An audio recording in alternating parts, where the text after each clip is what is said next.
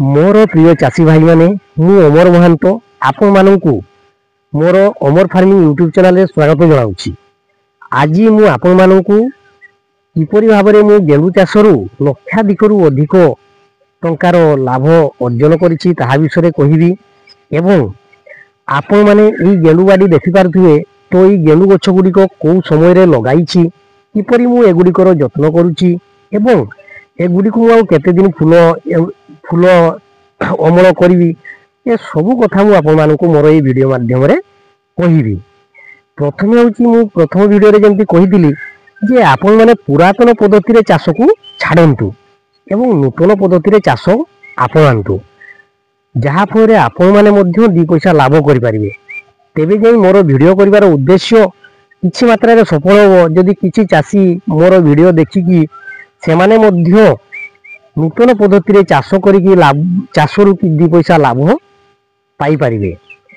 कारण वर्तमान आपण माने भी जानथिबे जे चाषटा गोटे एमिति हे गलानी जे चाष रे खर्च एते मात्रा रे होउची आमे शेष रे हिसाब करला को हमरो लाभ आमे देखि पारु नाही।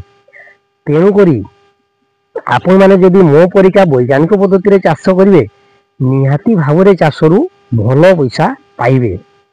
तो आज मु आपण मानकु कहिली कोना मोर गेंडु बाड़ी को समय रे गेंडु गछ गुडी को लगाई थिली ताहा आपण मानकु कहिबी। देखि पारथिबे केंति फूल फूल वर्तमान भी अछि। तो ई गेंडु गुडी को मु लगाई थिली जुलाई 8 तारिख लगाई थिली। जुलाई 8 तारिख मु ई गेंडु गछ गुडी को लगाई थिली। आपण माने कहिबे जे जुलाई मास रे काहे गेंडु लगाइबा।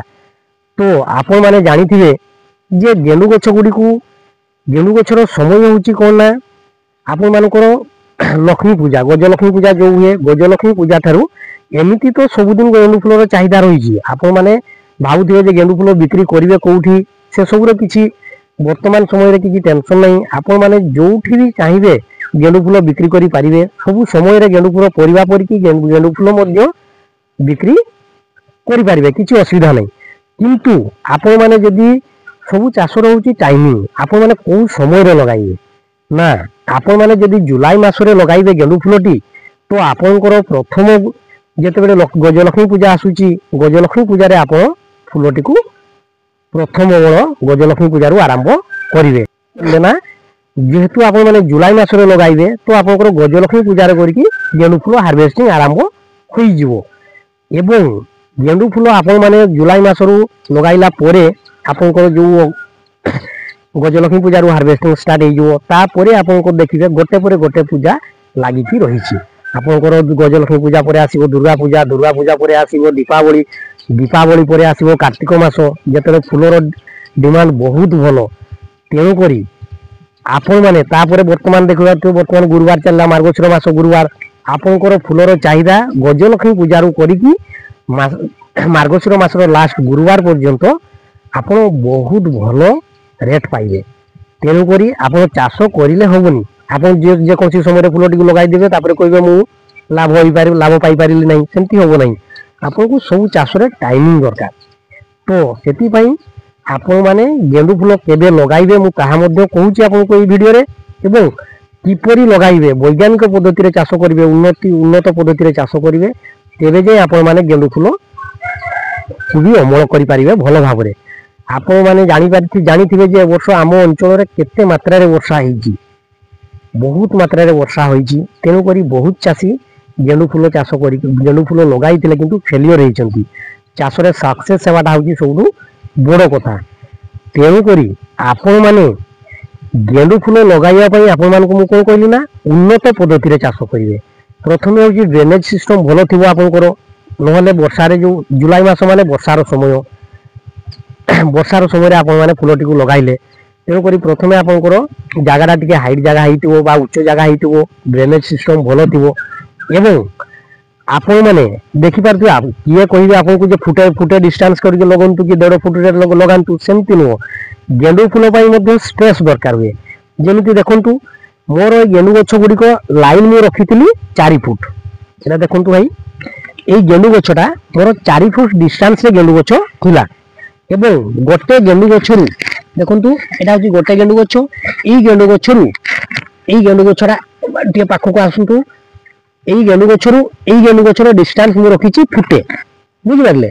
तो आपण मैंने गचर गच डिस्टेंस रहा मोर 4 फुट, गेंडु गचर गेंडु गचर डिस्टेंस रहा मोर फुटे।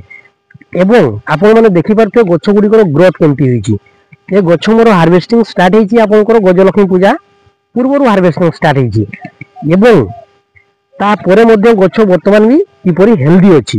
तार सबुठ मुख्य कारण होची कौन ना, सबुठ मुख्य कारण होची आपण मानकर मल्चिंग पेपर। देखि पारथुबे मु किपरि भारे मल्चिंग पेपर टिको बिछाइची। मल्चिंग पेपर बिछाई करी देखंतु भाई एपटे भी टिके आसंतु, बाड़ी मोर सब गोटे देखंतु, एपटे भी देखंतु, एगुडा गछ गुडाकर ग्रोथ केमती होईची देखंतु। बुझि पारले ए गछर ग्रोथ केमती होईची हैला। आपण कोन करले ना प्रथमे मल्चिंग पेपर भलो करके बिछाइबे। मल्चिंग पेपर बिछाइबा परे आपण कोन करले ना ड्रिप पाइप मझिरे रहिला। ता परे आपनकर गछ को भलो भाबरे যত্ন করিবে। ভালো ভাবে যত্ন করিবে কইলে কোন না গছ को খাদ্য কোন দেবে। প্রথমে মু কইବାକୁ ভুলি যাইছি যে আপন গছ को খাদ্য কোন দেবে না, যেতেবেলে আপন মল্চিং পেপর বিছাইবা পূর্বରୁ যেতেবেলে আপন বেড টি প্রস্তুত করিবে সেতেবেলে আপন কোন করিবে না মূল সার। বেড টি যেতেবেলে আপন প্রস্তুত করিবে সেতিরে মূল সার আপনকৰ ডিএপি পটাশ কিছু মাত্রারে यूरिया কিছু মাত্রারে आपन तो खत तो निहाती मात्रा देबे। खत आपनकर गोबर खत देई पारंती किंबा आपन कंपोस्ट खत देले मध्ये चलिबो। तो आपन माने एई सब देईकी मूल सार भलो भाबरे आपन माने देईकी बेड टिको भलो भाबरे कुडा खुसा करी आपन को मु कहि देईची प्रथम वीडियो रे केमती बेड प्रस्तुत करिवे। तो सेही परि भाबरे बेड टिको प्रस्तुत करिकी आपन माने मल्चिंग पेपर टिको भलो भाबरे बिछाइबे। एवं मु जेमती कहिली फुटे फुटे छाडी आपन गछ लगाइबे, डिस्टेंस रखिबे। आपन की पाइना फूल तोड़िया पई जिया पई भी आपनकर स्पेस दरकार, नले गछ डाल भांगी जीवो, फूल तोड़ी पारिबेनी, भलो से अमल करि पारिबेनी, गछ बहुत जल्दी नष्ट होई जीवो। तो आपन माने एई परि भाबरे गछ लगाइबे एवं खाद्य आपन माने कंटिन्यू देबे। मोर एई ड्रिप पाइप माध्यम रे प्रत्येक सप्ताह को 2-3 केजी मु वेट एमपीके 19-19, एनपीके 052-34, एनपीके 1261-0 एई परि भाबरे मु खाद्य प्रत्येक सप्ताह 2-3 केजी कंटिन्यू मु दउची। तेबे जे मोर गछ आज पर्यंत हार्वेस्टिंग करिकना भी 3 मास परे मध्ये हार्वेस्टिंग चालू अछि। ता परे मध्ये गछ आपन देखि पारते मोर बाडी टी संपूर्ण जेते बड़ बाडी देखबो तो फूल अछि। या आज हार्वेस्टिंग होबो केने का आसंता काली मोर एटा गुरुवार मार्केट बारिपदा मार्केट को जीवो। गुरुवार दिन मार्गशीर मास रे एटा द्वितीय गुरुवार चली तेणु करी मोर आज हार्वेस्टिंग हेले बुधवार दिन मार्केट को जीवो। तेणु करी आपण माने कोन करिवे ना सबुठु जदि गेंडु चाष रे लाभवान हेबे। एवं मोर एटी आपण भाबुथिबे जे एटी गछ एते बड़ एरिया देखा जाउची गछ केते लागिची ना गछ एटी मु 2000 गछ लगाइची। लाइन रहला 4 फुट, फुटे डिस्टेंस रे फुटे रे गोटे गोटे गछ अछि। तो 2000 मात्र 2000 गछ मु लगाइची। 2000 गछ रे आपण माने भाबी परिबेनी प्रत्येक सप्ताह रे 2 क्विंटाल ऊपर मु फूल अमल करूची। आज को 3 मास हे गलानी हैला। आज को 3 मास हो गलानी मु प्रत्येक सप्ताह रे 2 क्विंटाल रु अधिक फूल अमल करूची। तेणु करी आपण माने जदि गेंडु फूल चाष करिया पई चाहिबे प्रथमे तो जदि आपण माने सही समय रे चारा भी पाइबेनी मते कहिबे केनना मो द्वारा जहाँ भी सहाय्य होई पारिबो गोटे चासी भाई पई आपण माने मोर मते जणाइबे, कमेंट रे जणाइबे जे जदि आपण मानकर गेंडु फूल चारा भी दरकार हुए सही समय रे मु जोटु आनी कि लगाउची चारा ताहा मु जोगाजोग मध्य कर देबी। तेणु करी आपण माने गेंडु फूल चाष करंतु। मो परिकी प्रत्येक सप्ताह रे 2000 गछरु 2 क्विंटाल ऊपर प्रत्येक सप्ताह रे अमल करूची। खाली गोटे ही ता संभव होई कि परि ना उन्नत पद्धति रे चाष एही परि आपण माने चाष को आपणैबे तेबे जे आपण माने चाष रु 2 पैसा लाभ करी पारिबे। नचेत आपण माने जो पुरा पद्धति रे चाष करले मु आगरु गेंडु फूल चाष करतली मोर गोटे मास रु 1.5 मास फूल तोला को गछ खराब हो जाउतला। फूल ए फूल गुडा देखिबे फूल गुडारो तळपटटा दाग हो जाउतला। एबे देखन ए फूल गुडा को मोर 3 मास ऊपर हेलानी फूल गेंडु फूल 3 मास ऊपर हे गलानी गेंडु फूल अमल किंतु हेले भी फूल मोर केमती अछि ताजा अछि सतेज अछि पूरा। तो मोर चासी भाई माने मु आपण मानकु एतिकी कहिबी जे आपण माने पुरातन पद्धति चाष रु टिके दूरे आसंतु एवं आपण माने एही परि उन्नत पद्धति रे चाष को आपणांतु एवं चाष रु 2 पैसा लाभवान होंतु। ई पई गोटे चासी बड़ कष्ट करके चाष करूची। जी चासी सी ही जानिची चासी रो दुख कोन। तेणु करी आपण माने मो परिका चाष को उन्नत पद्धति रे चाष को आपणांतु ଏବଂ ଆପଣ ଏହି ଚାଷରୁ ଭଲ ଲାଭ ଅର୍ଜନ କରନ୍ତୁ। ମୁଁ ଯେଉଁ ସମୟରେ କହିଲି ସେହି ସମୟରେ ଗେଣ୍ଡୁ ଫୁଲ ଯଦି ଆପଣ ଲଗାଇବେ ନିହାତି ଭାବରେ ଆପଣ ଗେଣ୍ଡୁ ଫୁଲ ଚାଷରୁ ଲକ୍ଷାଧିକ ରୋଜଗାର କରିବେ। ଆପଣ ତ ଜାଣିଥିବେ ବର୍ତ୍ତମାନ ଏ ବର୍ଷକା ମାର୍କେଟ କିପରି ରହିଛି ଗେଣ୍ଡୁ ଫୁଲର।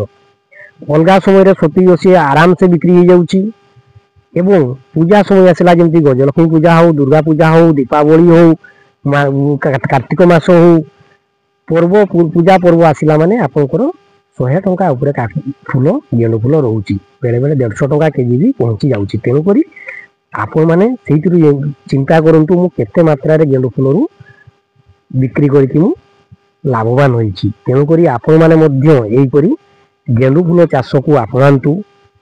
ତାପରେ ପରିବା ଚାଷ କରୁଥିବା ସହିତ ଆପଣ କିଛି ଲଗାନ୍ତୁ। 1000-2000 ଗଛ ଲଗାଇଲେ ତ ମୋ ପରି 2000 ଗଛ ଲଗାନ୍ତୁ, ନହେଲେ ବି ଆପଣ 1000 ଗଛ ଲଗାନ୍ତୁ। 1000 ଗଛରୁ ବି ଯେଉଁ ଅମଳ ପାଇବେ ଆପଣମାନେ ନିହାତି ଭାବରେ ମୁଁ ଏତିକି କହିବି ଯେ ପରିବା ଚାଷ କରିକା ଏଥିରେ ମଧ୍ୟ ଆପଣ ସନ୍ତୁଷ୍ଟ ହୋଇପାରିବେ। ଭାଇ ଟିକେ ଦେଖେଇ ଦିଅନ୍ତୁ ବାଡ଼ିଟା କେମିତି ଫୁଲ ଦେଖାଯାଉଛି। ଦେଖନ୍ତୁ ସେଇଠୁ କରିକି ଏତିକି ବଡ଼ ବାଡ଼ି ଦେଖାଯାଉଛି, କିନ୍ତୁ ମୋର ଗଛ ଲାଗିଛି 2000 ଗଛ ଲାଗିଛି, ବୁଝିପାରିଲେ। ତେଣୁକରି ଆପଣମାନଙ୍କୁ ମୁଁ ଏତିକି କହିବି, ଯଦି ମୋର ଭିଡ଼ିଓ ଦେଖି କିଛି ଶିଖିବାକୁ ପାଉଛନ୍ତି ନିହାତି ଭାବରେ ଆପଣମାନେ ମୋର ଭିଡ଼ିଓଟିକୁ ଲାଇକ୍ ଓ ସବସ୍କ୍ରାଇବ୍ କରିବେ ଏବଂ ଆପଣଙ୍କର ସାଙ୍ଗସାଥି ଚାଷୀ ଭାଇମାନଙ୍କୁ ନିହାତି ଭାବରେ ସେୟାର କରନ୍ତୁ। ଦେଖନ୍ତୁ ଗଛ ଗୁଡ଼ିକର ଗ୍ରୋଥ କେମିତି ହେଇଛି। ମୋତେ ଦେଖିକି ଖୁସି ଲାଗୁଛି ଯେ କି ଆଜି 3 ମାସ ହାର୍ଭେଷ୍ଟିଂ ପରେ ମଧ୍ୟ ମୋର ଗଛ ଗୁଡ଼ିକର କିପରି ଭାବରେ ହଟୁଛି। ଗୋଟେ ଚାଷୀକୁ ଆଜ୍ଞା ଯେତେବେଳେ ଖୁସି ଲାଗେ ଯେ ତାକୁ ଲମ୍ବା ସମୟ ଧରି ପ୍ରଡକ୍ସନ୍ ପାଇଲା ପରେ ବି ଗଛକୁ ସେ ସତେଜ ରଖିପାରିଛି। ଏସବୁ ସମ୍ଭବ ହୋଇଛି ଉନ୍ନତ ପଦ୍ଧତିରେ ଚାଷକୁ ଆପଣାଇବା ଦ୍ୱାରା। ତେଣୁକରି ଏହିପରି ଶିଖିବା ପାଇଁ ମୋର ଭିଡ଼ିଓଟିକୁ ଦେଖନ୍ତୁ ଏବଂ ଆପଣଙ୍କର ସାଙ୍ଗସାଥି ସାଥୀ ଭାଇମାନଙ୍କୁ ପଠାଇବେ ନାହିଁ। ଯେଉଁ ଭାଇମାନେ ଚାଷ କରୁଥିବେ ସେମାନଙ୍କୁ ପଠାନ୍ତୁ। ସେମାନେ ମୋର ଭିଡ଼ିଓଟିକୁ ନିହାତି ଭାବରେ ଦେଖନ୍ତୁ ଏବଂ ଏଥିରୁ କିଛି ଶିଖନ୍ତୁ। ଏତିକି କହି ମୋର ଭିଡ଼ିଓଟିକୁ ଆଜି ଶେଷ କରୁଅଛି।